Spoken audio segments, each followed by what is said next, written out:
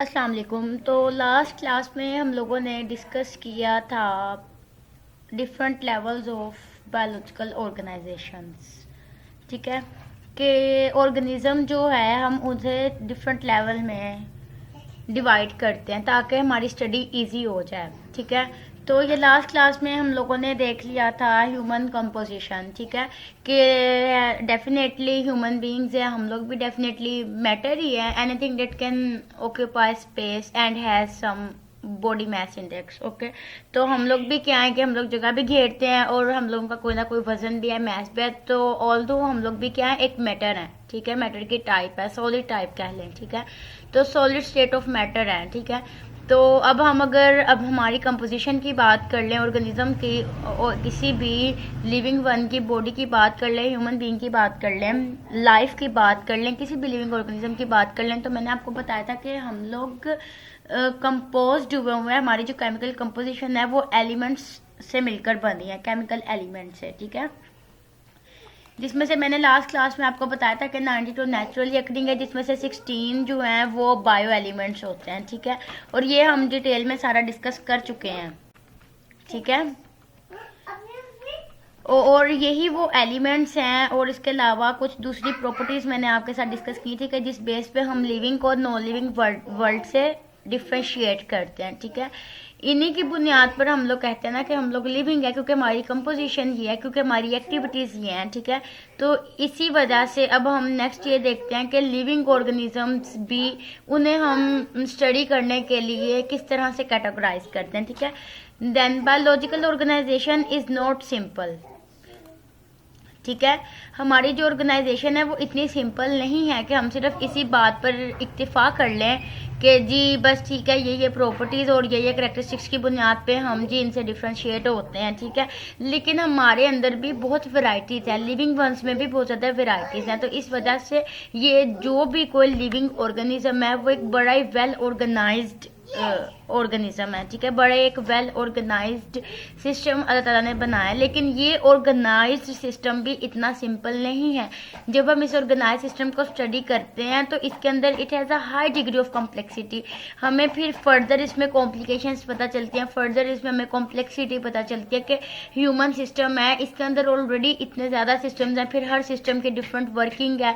फिर और जो दूसरे लिविंग वंस हैं, कुछ माइक्रो ऑर्गेनिजम्स हैं, कुछ मैक्रो ऑर्गेनिजम्स हैं, कुछ दूसरी स्पीशीज़ हैं, हम उनसे कैसे डिफ्रेंशिएट करते हैं। फॉर एग्जांपल हमारे 2 हाथ हैं, पर कोई ऐसा ऑर्गेनिज्म होगा, हमारे 2 हाथ 2 टांगें, कोई ऐसा ऑर्गेनिज्म होगा जैसे काऊ है, बुफेलो है, कैट है, डॉग है, उनकी 4 टांगें हैं, हमारी तो 2 टांगें हैं। तो फिर अब हम और वो है, तो वो भी लिविंग वन है, तो हम भी लिविंग वन, लेकिन फिर अब हम उनसे फिर किस तरह से फ़र्क पे आएंगे। ठीक है, तो ये फिर एक ऑर्गेनाइजेशन के ज़रिए हमें पता चलता है। ठीक है, तो डेफिनेटली जब हम इस ऑर्गेनाइजेशन को स्टडी करना स्टार्ट करते हैं कि किस तरह के लिविंग वंस हैं, तो फिर उसमें कॉम्प्लेक्सिटी भी आती है। ठीक है, बिकॉज ऑफ, अब ये कॉम्प्लेक्सिटी किस वजह से, because of which the living organisms are able to carry out number of processes.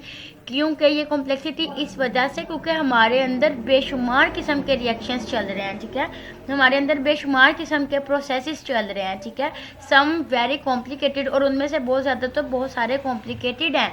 ठीक है, अब जैसे देखें बैक्टीरिया है, यूनिसेलुलर ऑर्गेनिज्म है, एक सेल में इतने रिएक्शन नहीं हो रहे होंगे as compared to the human being. अब हम अगर ह्यूमन बीइंग होमो सेपियंस हम अपनी बात कर लें तो हमारी बॉडी में ट्रिलियंस ऑफ सेल्स हैं, we are multicellular organisms. तो हमारे अंदर न्यूमेरस ऑफ रिएक्शंस चल रहे हैं, इनॉर्मस कंपाउंड्स बन रहे हैं, एक vast major broad out of the range मतलब इंफॉर्मेशन का एक पूरा सिस्टम चल रहा है। ठीक है, प्रोसेसेस चल रहे हैं, उसका कंट्रोल चल रहा है, मेटाबॉलिज्म चल रहा है। तो एक सिंपल लिविंग वन में और एक कॉम्प्लेक्स लिविंग ऑर्गेनिज्म में उनके सिस्टम्स में फ़र्क है। तो ये कॉम्प्लेक्सिटी सिर्फ और सिर्फ किस बेस पर है, ये हमारे नंबर ऑफ प्रोसेसेस की बेस पे। एक छोटा सेल है उसमें डेफिनेटली कम प्रोसेसेस हो रहे हैं। ठीक है, एक सेल है उसमें एक ही ग्लाइकोलिसिस हो रहा है, एक ही क्रेब्स साइकिल चल रहा है, और एक ही सारे साइकिल्स एक एक बार चल रहे हैं। लेकिन अगर हम इसकी निस्बत किसी हायर ऑर्गेनिज्म की बात कर लें, ह्यूमन बीइंग की बात कर लें, ट्रिलियंस ऑफ सेल्स चल रहे हैं, तो इट्स मीन डैट के थाउजेंड्स ऑफ ग्लाइकोलिसिस चल रहे हैं एंड मिलियंस ऑफ मॉलिक्यूल्स की ब्रेक डाउन हो रही है एंड मिलियंस ऑफ मॉलिक्यूल्स बन रहे हैं एट द सेम टाइम, ठीक है। और बन रहे हैं साथ डिफरेंट फंक्शंस परफॉर्म कर रहे हैं, ठीक है। एक कंपाउंड बन रहा है वो कोई और काम कर रहा है, दूसरा कंपाउंड बन रहा है वो कोई और काम कर रहा है, सेल की डेथ हो रही है, नए सेल्स ग्रो हो रहे हैं, ठीक है। तो जैसे रेड ब्लड सेल्स हैं 120 डेज बाद उनकी डेथ हो जाती है एपोप्टोसिस के जरिए, ठीक है। ये एक प्रोग्राम सेल डेथ है, हम ये भी इंशाल्लाह डिटेल में पढ़ेंगे, ठीक है।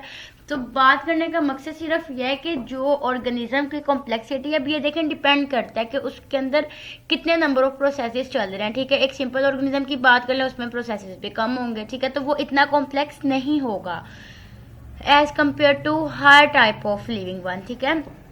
और इन प्रोसेसेस की बेस पर ही हम एक्चुअली डिफरेंशिएट होते हैं नॉन लिविंग थिंग्स के से। फॉर एग्जांपल हम किसी एक प्रोसेस की बात कर लेते हैं, respiratory system, breathing is a process, ठीक है।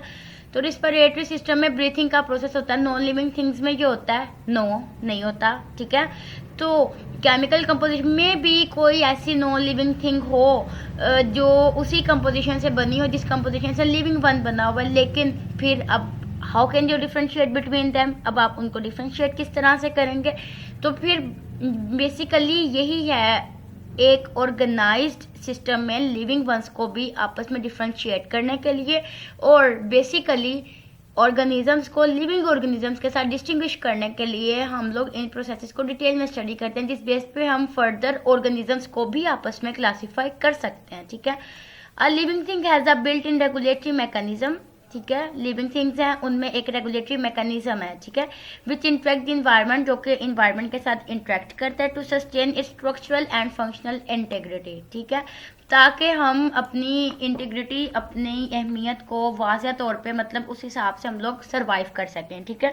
हम इंटरेक्ट करते हैं अपने इन्वायरमेंट के साथ, ठीक है। इन्वायरमेंट के साथ इंटरेक्ट का मतलब यह है कि अब देखें हम लिविंग ऑर्गेनिजम्स हैं, हम लिविंग थिंग्स हैं, हमारे अंदर ऐसे मैकेनिज्म्स नेचर ने रखे हुए हैं कि हम अपने एनवायरनमेंट को रिस्पॉन्ड करते हैं। फॉर एग्जांपल सर्दियां आ गई, अब बाहर सर्दी है एनवायरनमेंट में, तो हम क्या करते हैं, हम ये shrugs, hoods, shawls, jerseys, socks वगैरह इस तरह की चीज़ें यूज़ करते हैं, चाय पीते हैं, ठीक है, गरम गरम हीटर के आगे बैठते हैं, ठीक है, गर्म पानी से नहाते हैं, गीजर। तो ये क्या है, ये हम अपने एनवायरनमेंट के साथ इंटरेक्ट करते हैं। On the other hand side अगर मैं रिवर्सली इसकी कोई आपको एग्जाम्पल दूँ तो फॉर एग्जाम्पल जब सर्दियों का तो मैंने आपको बताया, फॉर एग्जांपल जब गर्मियाँ आ जाएं तो गर्मियों में हम क्या करते हैं, गर्मियों में हम ठंडे मशरूबात का इस्तेमाल करते हैं, ठीक है। मतलब इन्वायरमेंट को रिस्पॉन्ड करने के लिए हम लोग क्या करते हैं कि गर्मियों में हम लोग क्या करते हैं कि एयर कंडीशनर्स यूज़ करते हैं, एसी वगैरह यूज़ करते हैं, कूलर यूज़ करते हैं, उसके अलावा ठंडा पानी पीते हैं और ठंडे मशरूबात का इस्तेमाल करते हैं, ठीक है। फिर हम लोन के या उस तरह के क्लोथ्स का इस्तेमाल करते हैं जिनमें हमें गर्मी कम लगे, और उसके अलावा हम उस तरह के कलर्स यूज़ करते हैं जो मतलब इतनी हीट एब्जॉर्बिंग ना हो, इतनी हीट एब्जॉर्ब ना करें। डेफिनेटली हमारे ये जो कपड़े हैं, ये जो कलर्स के हम कपड़े पहनते हैं, ठीक है, ये भी तो कुछ बहुत ज़्यादा हीट एब्जॉर्ब करते हैं और कुछ नहीं इतनी हीट एब्जॉर्ब करते हैं, ठीक है। तो गर्मियों में हमारा होता है कि हम ज़रा लाइट शेड्स के कपड़े पहने ताकि वो इतनी हीट एब्जॉर्ब ना करें और हमें गर्मी उनमें कम लगे, ठीक है, हल्के कपड़े पहनते हैं, ठीक है। तो ये क्या है, ये हम सब इसलिए करते हैं कि हमारे अंदर का जो मैकेनिज्म है वो गर्मियों और सर्दियों में रेगुलेट हो। तो उस मैकेनिज्म को रेगुलेट करते हैं हम, कैसे करते हैं, ये उसका नतीजा है, ये रिजल्ट है उस चीज़ का जो हम इन्वायरमेंट को रिस्पॉन्स करें। सर्दी है तो हम उसको उस तरह से रिस्पॉन्स करें, गर्मी है तो हम उसको उस तरह से रिस्पॉन्स करें, ठीक है। हमारे बाहर इन्वायरमेंट जो भी है, ठीक है, तो हम अपने आप को उस तरह से इन्वायरमेंट के साथ मतलब स्टेबल करते हैं, ठीक है, ताकि हमारी लाइफ जो है वो सस्टेन रह सके, ठीक है। तो इससे क्या होता है कि इससे हमारा मैकेनिज्म जो है वो रेगुलेट होता है, ठीक है। तो बाकी इंशाल्लाह हम नेक्स्ट क्लास में डिस्कस करेंगे।